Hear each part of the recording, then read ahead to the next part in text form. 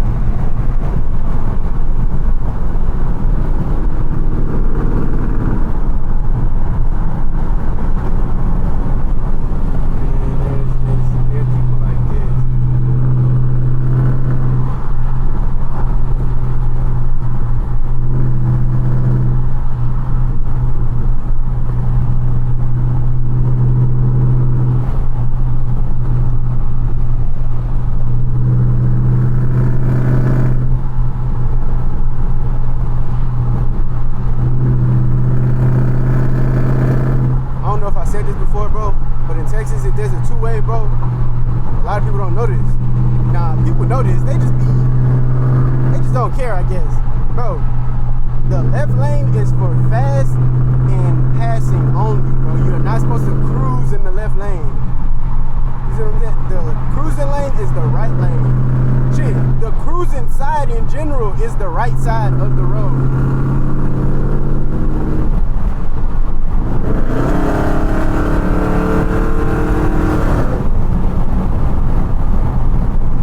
What's that? GT?